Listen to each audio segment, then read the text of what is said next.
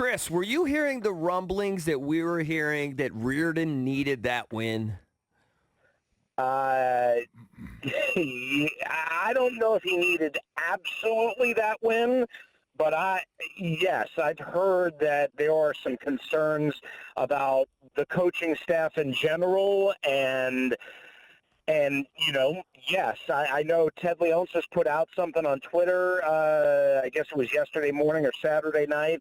I mean, I know I've heard there's some frustration about the direction and the charting of this franchise or this year, and it's hard to say. Look, it's hard to say, no, there shouldn't be. Of course there should be. This team has Stanley Cup talent, and they didn't make it out of the first round. They continuously threw up all over themselves last year against the Carolina Hurricanes, a very talented team.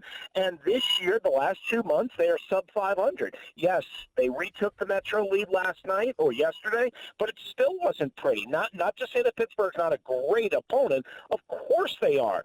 And that's why I was I don't know if yesterday was a must-win, like of all must-wins or Todd would be fired type of thing. But, yeah, the heat is on, and it should be on, quite honestly. Rooster, we had a caller last week that was really hard on Caps assistant coach Reed Cashman. And then, bringing in Brendan Dillon, somebody's like, oh, another defenseman for Cashman to ruin under his watch. Talk about any pressure he's feeling, especially with the new charge Dillon here in town. And that might be like if you make a move without necessarily saying we're going to blow up the entire – because it's really tough. Teams have done it. I think the Devils 20-ish years ago fired their head coach with 8 games to go, Robbie Fatorik, and they replaced him with Larry Robinson, and they won the Stanley Cup, right?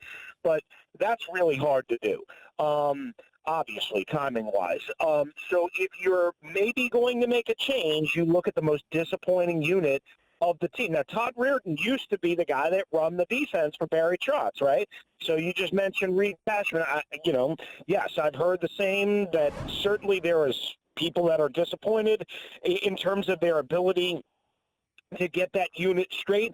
Dillon comes in. He didn't play as much Saturday. He was real good yesterday. Obviously, he showed himself well by throwing a couple of haymakers out of Kenny Malkin, but he was good shorthanded yesterday. He was solid and responsible for the most part on the defensive end, so hopefully that helps the ability to bench somebody. I was kind of surprised Kempney was in the lineup yesterday, but maybe that tells you what they think of other people. They are struggling. Even John Carlson, guys, we love John Carlson, right? Who doesn't love John Carlson?